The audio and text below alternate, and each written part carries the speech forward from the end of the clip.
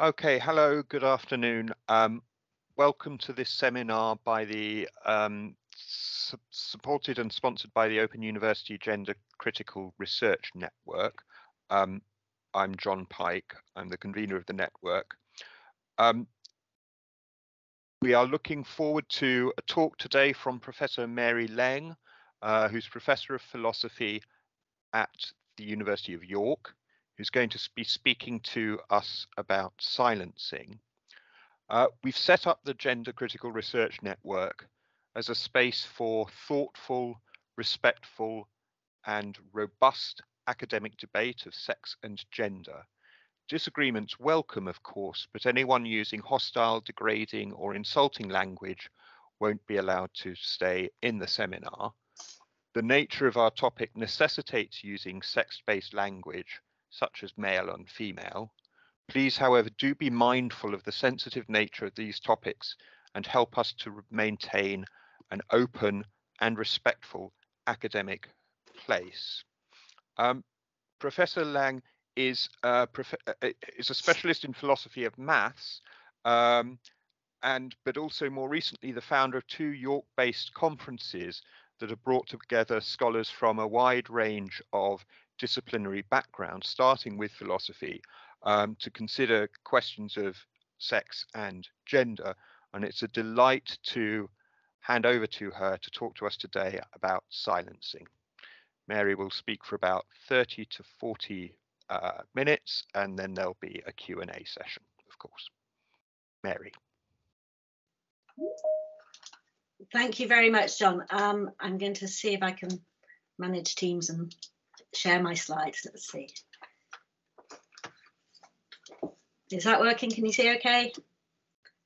Okay, so there's an episode of Doctor Who that I half remember where one of the Doctor's companions gets stuck inside a Dalek. And the terrible thing about being inside a Dalek, one of the terrible things about being inside of a Dalek is it has the effect of scrambling whatever she's trying to say. So from inside the Dalek, she says, "I'm not a Dalek." And it comes out in a menacing Dalek voice, "I am a Dalek." And from inside the Dalek, she says, "Help, help." And as she gets more agitated and worried about being inside the Dalek, it comes out as a threatening, "Exterminate, exterminate." And sometimes being a woman trying to talk about gender critical ideas on the internet, it can feel a little bit like being stuck inside a Dalek, in that you might say, "Oh, you know, I'm a bit concerned about how we collect data on the gender pay gap. We shouldn't collect it on grounds of gender identity. It would be preferable to collect it on grounds of sex." And people look at you as if you've said, "Exterminate, exterminate, exterminate." So this is a talk that's prompted by my thinking about that phenomenon. So I'm trying to make sense of trying to say one thing and being heard as saying something else. So it's become quite commonplace to mock people who talk about being silenced. And to note when they're loudly saying this from the front pages of newspapers or on book tours and so on, they say, "I'm being silenced." The head of Pink News, for example, tweeted about Suzanne Moore, the joke, "Oh, look, I'm being silenced," she shouts from the front page of the major newspaper. And when those observations are made, it's easy to scoff, right? To think, well, nobody can be being silenced if they have a platform. And in fact, it seems like claiming that you're being silenced can be a way of building a platform. So liberals are meant to look at this and laugh and go away thinking it's fine. Nobody is being silenced at all. And this, of course, happens in gender critical circles online. Never mind the fact that those who talk about being silenced typically don't say, "I'm being silenced." What they typically say is, "I won't be silenced." So even though people have tried to shut them up, they say, no, they're not going to be silenced.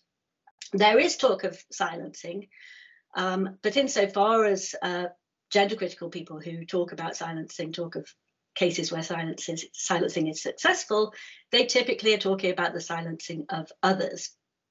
Including those people who contact them privately, thanking them for speaking and saying that they feel scared to do the same.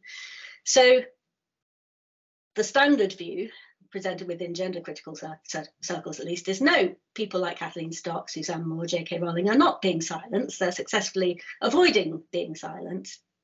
Nevertheless, there are voices who are being silenced by seeing the mistreatment of people who do speak out. In this talk, though, I want to claim something a little bit different. I want to claim that actually even those who do speak out, people like Kathleen Stock, Suzanne Moore, J.K. Rowling, when they protest that they won't be silenced, there actually is a sense in which they're being effectively silenced in certain quarters at least. And in particular, I want to argue that the framing of people as TERFs serves to silence the speech of women who are so labelled, at least in context, typically on the left, where the notion of TERF gets uptake. So to present this argument, I want to turn to some 90s classics of feminist philosophy and the presentation of the so-called silencing argument there. So this is Ray Langton, right, in 1993. So if you are powerful, you sometimes have the ability to silence the speech of the powerless. One way might be to stop the powerless from speaking at all, gag them, threaten them, condemn them to solitary confinement. But there is another, less dramatic but equally effective way. You can let them speak, let them say whatever they like to whomever they like, but stop that speech from counting as an action. More precisely, stop it from counting as the action it was intended to be. So this is the kind of silencing that Langton has in mind, that comes from Austin's speech act theory, an application of that. Some speech acts, Langton says, are unspeakable for women in some contexts.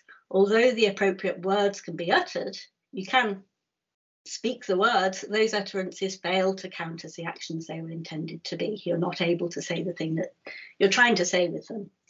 So the framework that Langton is using here, as I said, comes from Austin and speech act theory. And it's difficult to distinguish between various speech acts we can make when we utter words. So when I utter the word fire, there's three acts, at least three acts I could be doing when I by means of uttering that word. The first is just what's called the locutionary act, the act of uttering the word. But typically when we utter words to do something more than that. And the second kind of act is what gets known as the illocutionary act, warning somebody that there's a fire. So I utter the word fire and people listen, and if they understand, I manage to warn them that there's a fire. Then finally, there are further acts that I might be trying to do as a consequence of people recognizing what I'm telling them. So these are the perlocutionary acts. So I utter the word fire. By doing so, I warn people that there's a fire, and then my hoped for next act from that is to get people to do something about it, to clear out as a result of realizing that there's a fire. And Langton points out that sometimes circumstances are such that we can succeed in making a locutionary act, we can succeed in saying a word, but we fail in our intended illocutionary act, as people don't recognize what it is that we're trying to tell them. So in the example of fire, this is a classic example of this sort. Normally, if someone goes around shouting fire, people recognize that they're being warned that there's a fire and they do something about it. But suppose that the person in question is on stage, is an actor in a particularly raucous farce. They notice a fire at the back of the room and they start shouting fire, fire, but the audience all think that this is part of the play that they're watching. So instead of recognizing that they're being warned that there's a fire, they sit there and laugh and think that this is just another part of the play. In that case, the actor has succeeded in their locutionary act, but they've failed in their illocutionary act. Now, with that framework in mind, Langton and Hornsby in their 1993 papers on this phenomenon talk about ways in which we can stop people from making the illocutionary acts that they intended to make. And this is what they call illocutionary silencing. So you're not stopping people from making illocution, you're not stopping people from uttering a sentence, but you can stop people from succeeding in communicating.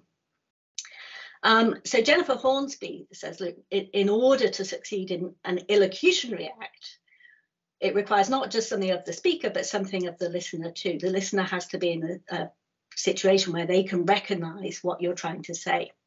And Hornsby talks about reciprocity in this context. So she says reciprocity is the condition of linguistic communication. It obtains when people are such as to recognise one another's speech as it's meant to be taken, and thus to ensure the success of attempts to perform speech acts. So when reciprocity obtains, there are things that speakers do simply by being heard as doing them. So if I say fire and the people recognise what I'm trying to do, I succeed just by virtue of saying fire. I succeed in warning them. The hearer is now a complementary party to speech actions. The speaker's doing what she does with her words is the product of her attempt and the hearer's recognition of it. Now, just as reciprocity may secure communication, so the absence of conditions that ensure reciprocity may prevent communication. To the extent that reciprocity fails you, you have been deprived of illocutionary potential. Now, Hornsby says, I believe we can understand silencing by thinking of the silenced person as someone who is deprived of illocutionary potential. The silenced person does not have it in her power to do with language what she might want to do. There's no one stopping her from saying the words, but something is stopping her from her words from meaning what she wants them to mean, or being understood as the speech act she wants them to be. So with that in mind, Hornsby tells us how it's possible for people to effectively silence people, illocutionary silence people. So silencing in this sense is the process of depriving of illocutionary potential, and we now see how it might work. It may work by affecting people's mindsets and expectations in such a way that reciprocity fails. So they're not in a situation to recognise what someone's saying. Where reciprocity does fail, what someone might attempt to do, she will not be recognised as attempting to do, and thus cannot be understood as having done. And therefore, given the nature of illocution, it requires people to understand what you're trying to do, she simply cannot successfully do. So why was this notion of silencing used in the feminist philosophy of the 1990s? Well, it came up in the context of discussing pornography.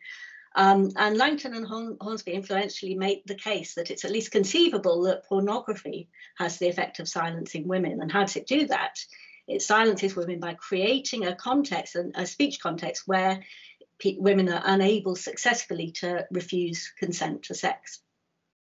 Why is that? In an environment steeped in pornographic framing, women's utterances of the word no are not read as saying no, at least by those influenced by that framing, but instead as playful moves in a flirtation. So insofar as people are influenced by this framing that pornography applies, where women are presented as saying no but meaning yes, as saying no but wanting ultimately the sex to happen. If people are affected by that, when women say no, or when women utter the word no, they are not heard as genuinely meaning that. So this was used influentially in the 90s to argue that pornography has the effect of silencing women. Now, there's some important objections in the literature to this picture of silencing, and in particular the requirement that of what Hornsby calls reciprocity. So this is Caroline West summarising some of the main arguments in the literature about this.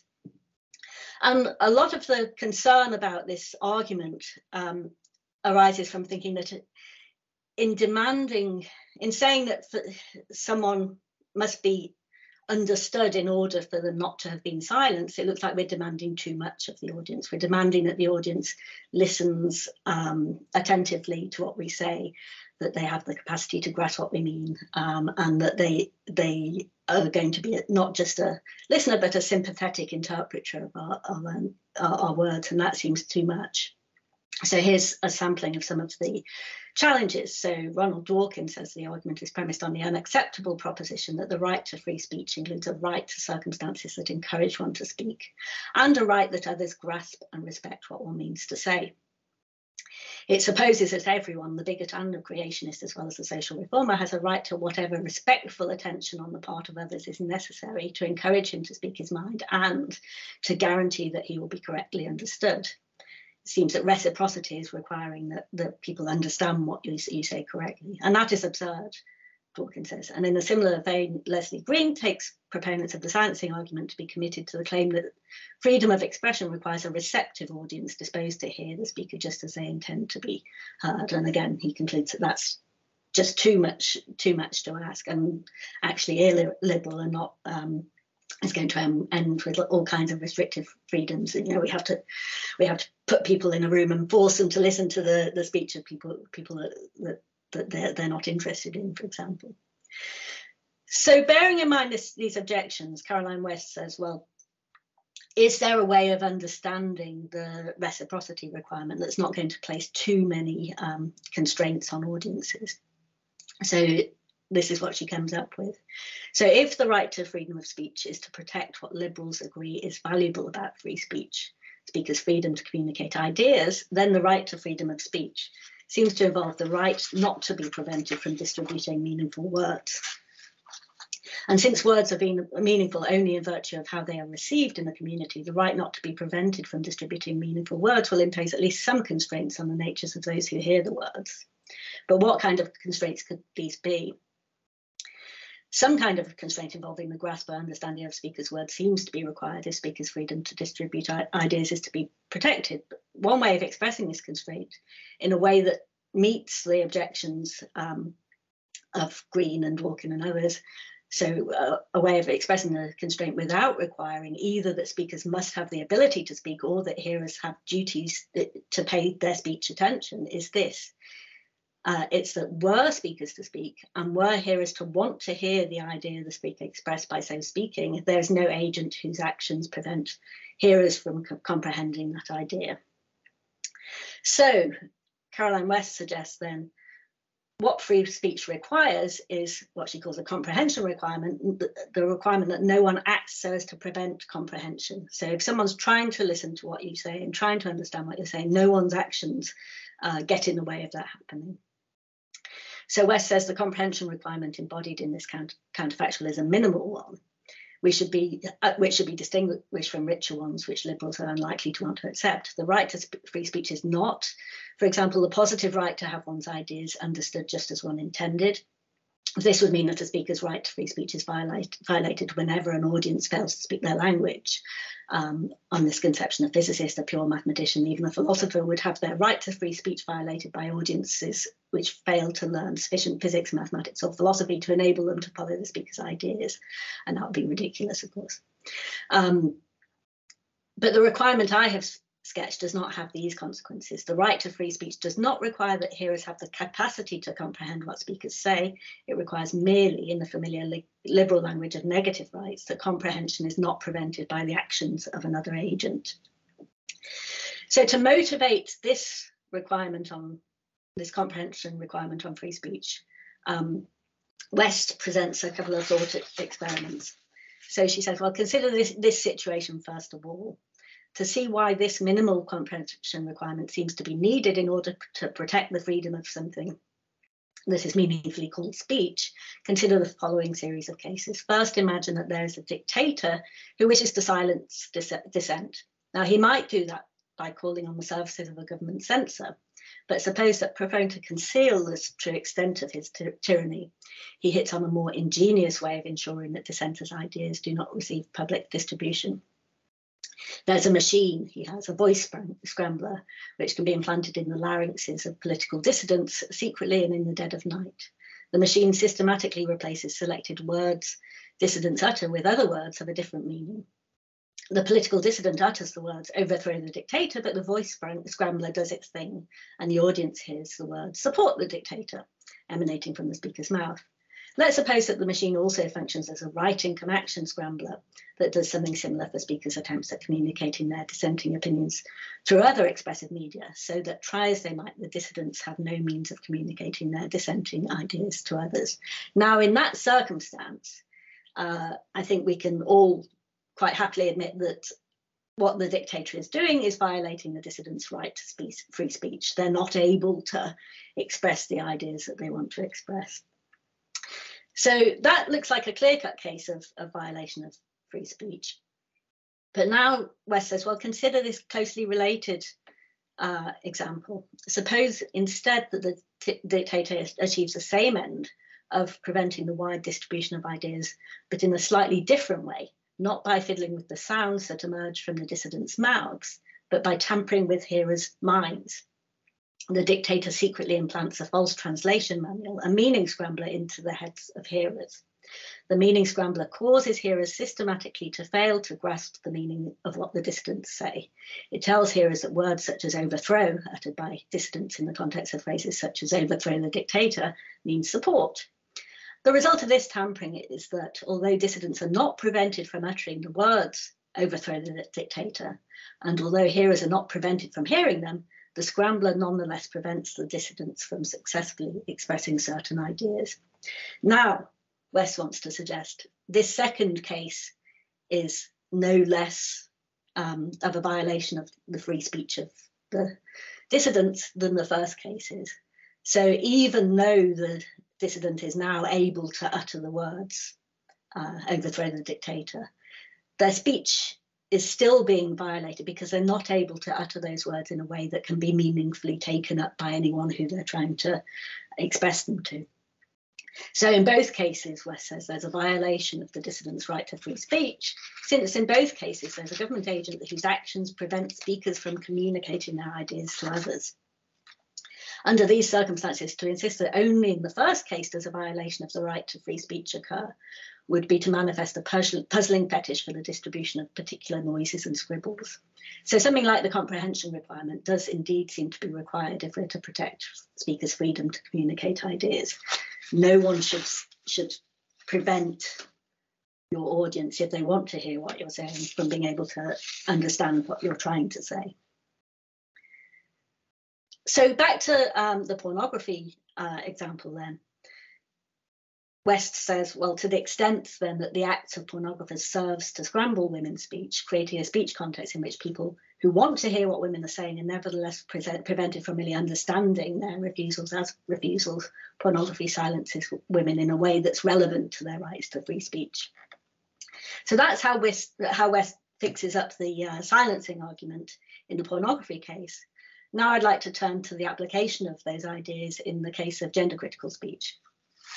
So suppose I wish to express the following views. Maybe I think there's a difference between male and female people and that this difference is politically relevant. And maybe I think that because there is this politically relevant difference, feminists should resist proposals that have the effect of replacing sex with gender identity in all contexts, and should instead preserve, where it matters, our ability to talk about and track facts about sex. So maybe I want to argue that it's wrong-headed of the Government Equalities Office to recommend, as they do, to employers to collect data for their gender pay gap reporting figures on the basis of self-declared gender identity rather than sex. So suppose I try and say such things. Well, if I do, I'm liable to be labelled a TERF. And what does it mean to be labelled a TERF? Well, what do we say about someone when we call them a TERF? Here's some examples from popular websites explaining the notion. So transadvocate.com says within feminist and trans discourse, the term refers to a very specific type of person who wraps anti-trans bigotry in the language of feminism. They sound like they're being feminist, but really they're expressing anti-trans bigotry. Some TERFs will insist that they support trans rights as long as the fight doesn't overshadow what they consider real feminist initiatives. But scratch that surface and you'll find the core issue underlying every legitimate sounding concern about trans rights, outshining, say, domestic abuse or reproductive justice, is simple animosity towards trans people's very existence. J.K. Rowling, of course, is a prime example of a TERF, allegedly. Rowling's opinions fall into TERFism, although she refuses to accept the label and even says it's a hateful term. Her rejection of this categorization is how she's able to continue on Twitter. Her strong and controversial belief in women being a political and biological class that should be protected is trans exclusionary, despite the fact that she says that she knows, likes and sympathizes with trans people. If we were to adopt TERF, she would more explicitly be transphobic. However, under the guise of concern for women, she's able to continue sharing her harmful TERF opinions. So TERFs are the kind of people who try and say things that sound like they're caring about women. They try and use feminist sounding language and feminist sounding concerns, but what they're doing with that language and concerns is sharing their hatred and animosity and anti-trans bigotry towards trans people. And a key technique that TERFs use allegedly for doing that is the dog whistle.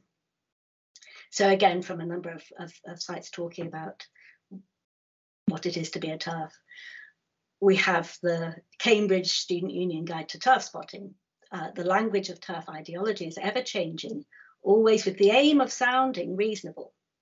If your approach to spotting and fighting TERFs is purely based on words and optics, then you're vulnerable to being taken on board by a new dog whistle or talking point. So they sound reasonable, but they're using this to bring you on board with their dangerous ideology. Back to Rowling again. An acquaintance of mine, a cis gay male, recently contacted me about some of Rowling's tweets on biological sex, saying that he couldn't see what was wrong with what she was saying. This is the danger of the dog whistle. By taking an unreasonable position, the eradication of biological sex, and assigning it to the transgender community en masse, Rowling is attempting to associate ordinary trans people with extremist views. And finally, we get the label gender critical feminism, the title, of course, of the new book by Holly Lawford Smith that was denounced in an open letter by people who hadn't read it. One of the points they made in denouncing it was that the very title was a terrible dog whistle. And we have that here too. So this is from Rational Wiki. Gender critical feminism is a euphemistic slang term invented by TERFs to refer to their hateful mindset. In fact, many TERFs falsely claim the term TERF is a misogynistic slur. This is not new or unique behaviour. Many white supremacists will insist that anti-racist is a code word for anti-white, and insist on being called race realists. So they're just like racists. Technically, gender critical means critical of gender ideology, but even then, both terms are still dog whistles. So here's a few examples of things you might hear these TERFs saying that are really just dog whistles for someone else. So like this is from Rational Wiki again, like the lexicon of the alt-right, they're frequent collaborators. The language of TERFs include many seemingly innocuous terms used in a deliberately hateful manner. This is a deliberate strategy, in part, again, inspired by the racist dog whistling, inspired by the It's Okay to Be White and other campaigns by far-right trolls. Always listening to the context, method of usage, and especially intent is therefore important. So you might find TERFs talking about male violence. When they talk about male violence, this is a transphobic dog whistle that's used to include trans women as part of crimes that male criminals committed. You might hear TERFs talking about how it's important to save women's sports. Again, save women's sports is a transphobic dog whistle. You might hear TERFs talking about sex-based rights, another dog whistle. And you might hear TERFs complaining that sex is real, a straw man of transgender opposition. If you see someone using sex is real as a talking point, they're almost certainly a TERF. Okay, so that's what gets said about TERFs. So what does it mean for your speech if you're labelled a TERF? Well, I want to suggest that the effect is, at least to audiences who are familiar with this framing, the effect is that your speech becomes scrambled. So what the framing of someone as a TERF does is to warn the audience that the person who's being labelled a TERF will use words and phrases that look on the surface to be expressing standard feminist concerns, but aren't really doing that. They're really just dog whistles being used to express hatred of trans women. And if we're in that speech context, if we're in a situation where people are primed to see the TERF as using a dog whistle, then someone who uses words that would conventionally be used to express, for example, their concern about gender pay gap statistics won't be read as expressing that concern. Instead, they might be heard as having uttered this is Laurie Penny's words about J.K. Rowling, as having uttered a public spasm, part of a larger, weirder pattern of prejudice. So am I right in thinking that we have the same kind of phenomena going on as Caroline West identifies in the case of the silencing argument for pornography? Does this scrambling meet the West test? So remember, for Caroline West, the right to free speech requires that comprehension is not prevented by the actions of another agent. And we might worry here that there's no single agent here. There's no one person who's in the role of dictator who's scrambling gender critical speech. But bear in mind, the same is true in the case of pornography, right? There's no single pornographer whose pornographic output scramble consent. It's rather that there's a bunch of people who are putting out output that has the effect of changing the general air around women's use of the word no. It's also the case that the scrambling effect isn't universal. Not everybody is prevented from hearing gender critical speech as it is intended. Not everybody is influenced by turf framing. But again, the same is the case in the pornography example. So in pornography scrambling effects needn't be universal. Some people are going to be more susceptible to it than others. And actually, Caroline West argues scrambling can cause a problem for free speech, even if it's very limited. So she says, even if one person's voice gets scrambled, their speech has been violated, even if others are free to say the same thing. And similarly, then, only if one would-be hearer were rendered incapable of comprehending speakers' token expressions of ideas of a certain type by the actions of an agent, that would count as a violation of speakers' rights to communicate those ideas, no matter how many other hearers are in a position to comprehend that idea perfectly well. So even though scrambling isn't universal and it's not the act of one individual, nevertheless, turf scrambling seems to have a similar scope to the pornographic key example that the silencing argument started with.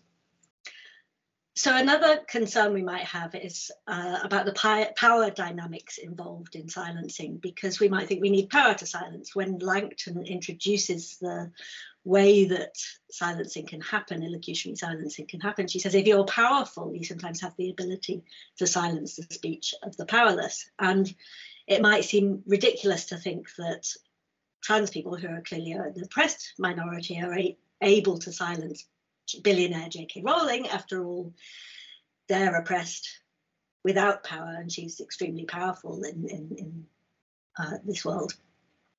So in relation to that, we need to think about the context and the way power dynamics differ in different contexts. So as mentioned already, silencing isn't equal everywhere, it's relative to context.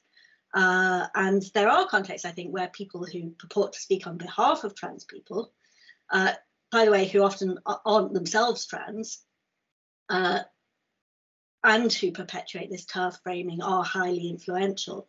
So in the sources I quoted above, the various websites, the people presenting these ideas have some influence to their audience, given the context they're in. So one of the examples was the Cambridge University Student Union Guide to How to Spot TERF Ideology. Now, if you're a student newly arrived at Cambridge and your student union presents you with this, there's a sense in which you're primed to listen to them.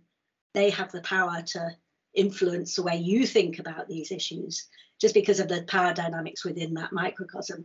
So even if some of these silencers who use the TERF framing are not universally powerful, they're powerful in certain domains, and that's where the silencing works. And as we've already said, silencing doesn't have to be universal. It can be context specific, it can apply to some groups rather than others. So the limited claim here is that there are power dynamics where people can silence the speech of gender critical speakers.